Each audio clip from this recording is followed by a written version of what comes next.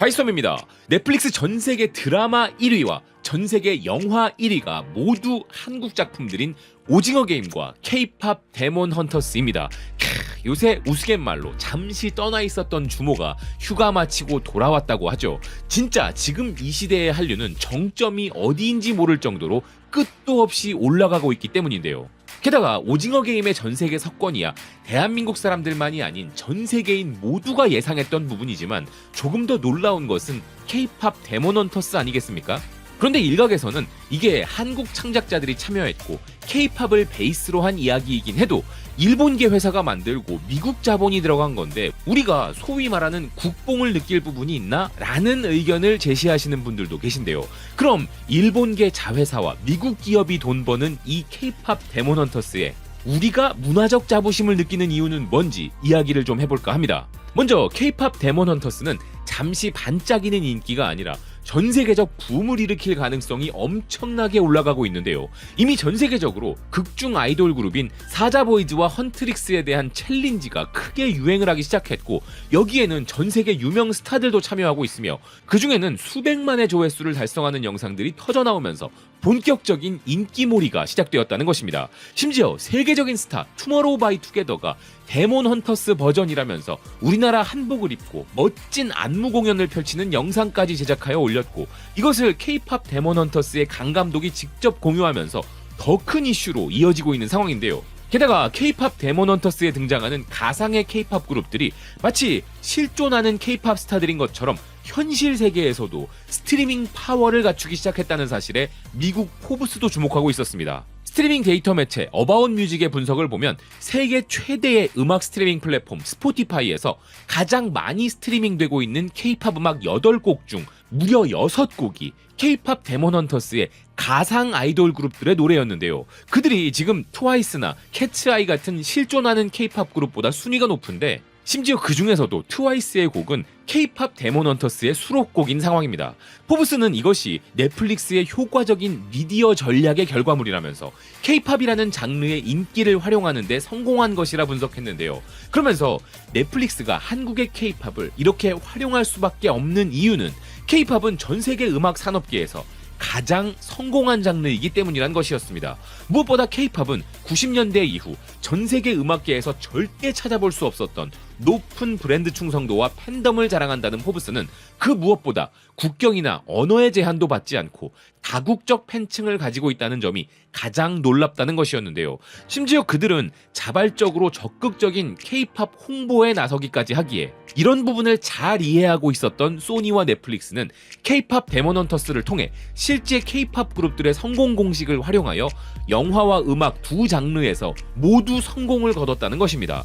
자, 그런데 중요한 건 지금 이렇게 넷플릭스와 소니가 우리의 K-팝을 이용하여 많은 돈을 벌고 있지만 우리는 이 영화가 만들어낸 작금의 현상을 통해 저들이 버는 돈보다 더 거대한 것을 취하고 있다는 사실인데요. 생각해보면 K-팝 데몬 헌터스와 관련된 이 모든 현상들은 한국의 K-팝이 가진 거대한 문화적 영향력을 증명하고 있을 뿐이기 때문입니다.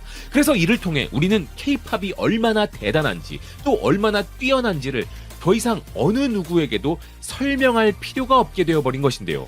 실제로 스페인 매체 아스 역시도 K-팝의 글로벌 영향력이 이제 일시적 유행의 수준을 벗어나 전 세계적 영향력을 가진 문화 현상으로 확고히 자리 잡았다는 사실이 K-팝 데몬 헌터스의 성공을 통해 확실히 드러나고 있다고 평가하고 있었습니다. 이 영화가 K-팝 팬덤을 겨냥한 전략이 성공한 것이라면서 이는 K-팝의 놀라운 글로벌 영향력을 여실히 보여주었다고 보도했는데요.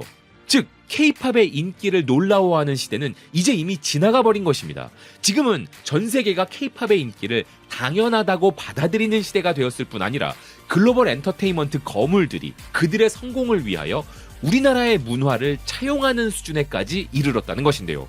누구든 성공을 위해 뭔가를 차용할 때는 자기 자신보다 작은 것이 아니라 자기 자신보다 크고 우월한 것을 그 대상으로 삼게 되어 있죠. 그런데 이 K-팝 데몬 헌터스는 단순히 한국의 음악뿐 아니라 대한민국의 모든 것을 너무나 디테일하게 가져다가 쓰고 있습니다. 이렇게 전 세계 최대 미디어 그룹들이 성공을 위해서 한국 문화를 가져다 쓰는 게 이제는 아주 일반적인 전략이 되어버린 상황인 것인데요. 그러니 일본 자본으로 운영되는 미국 기업이 K-팝으로 돈 좀 벌어간다고 해서 그렇게 배아파할 이유가 없는 것이, 우리가 지금 이 상황을 좀 더 거시적으로 바라보면 우리는 너무나 거대해진 한국의 위상에 놀라게 되기 때문입니다. 다시 말해서 이제 우리는 고작 K-팝의 영향력 정도를 논할 수준이 아니라 한국 문화의 글로벌적 지배력을 이야기할 영역으로 올라섰다는 것이죠. 심지어 미국의 슬래시 필름은 잠시 부진했던 애니메이션 영화 장르였지만 그것을 다시 급부상시킬 정도로 K-팝의 영향력은 컸다고 분석했는데요. 게다가 K-팝 데몬 헌터스를 통해서는 현대 한류를 통한 전통 한류의 홍보 효과까지 절로 벌어지고 있는 상황입니다. 우리는 이미 정부 차원에서도 큰 돈을 투자하여 전 세계에 한류를 알리기 위한 다양한 노력들을 하고 있는데, 이 작품은 우리 전통 한류를 공짜로 전 세계에 홍보해주고 있는 것이죠.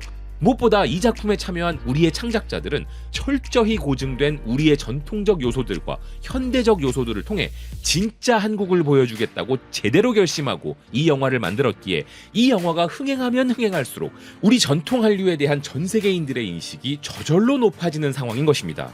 미국의 유명 문화 비평 매체 살로는 이 영화에 등장하는 보이그룹 사자보이즈는 한국의 전통 설화에 등장하는 저승사자에서 모티브를 가져온 것이며, 헌트릭스라는 걸그룹은 한국의 무당을 기반으로 만들어진 것이라면서 아주 자세하고도 열띤 설명을 해주고 있었는데요.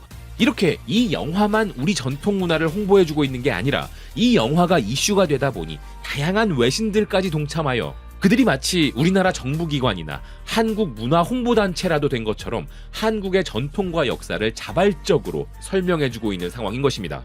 미국의 또 다른 문화 비평 매체 슬레이트 역시도 매기 강 감독은 한국적 문화유산을 기리고 한국 문화를 소개하기 위한 무언가를 만들고 싶었던 가운데 노래와 춤으로 의례를 행하는 한국의 무당에서 영감을 받아 한국 전통의 뿌리를 둔 무언가와 K-팝을 연결하여 수백 년 동안 한국인들의 상상 속에 흐르던 신화를 작품으로 펼쳐낸 것이라 전하고 있었는데요. 그리고 이 영화에는 라면과 김밥 등 다양한 한국 음식들이 등장하는데도 정작 세계적으로 가장 유명한 김치는 등장하지 않는데, 마침 이 기사는 이것에 대한 감독의 의도도 설명해주고 있었습니다. 실제로 영화 속 주인공들은 한국 음식들을 통해 슈퍼파워를 얻게 되기에 영화에는 맛있는 한국 음식들을 많이 등장시켰다는 강 감독은 대신 하나의 조건을 걸었으니 김치는 안 된다고 했다는 것인데요. 그 이유는 김치는 너무 진부할 정도로 유명하기 때문이란 것이었습니다.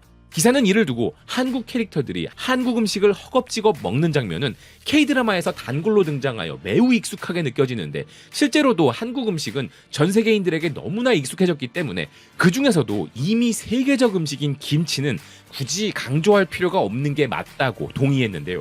이 부분도 정말 엄청난 자부심이 느껴지는 부분이죠.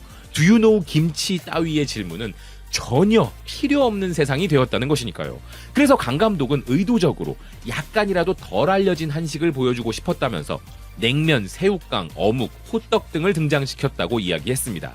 아울러 설렁탕은 자신이 정말 사랑하는 음식이라서 넣었다는 강 감독은 탕이나 찌개, 국 종류가 한국인들에게는 주로 소울푸드라면서 설렁탕은 극중 캐릭터를 위로하는 음식으로도 딱이었다고 설명했는데요.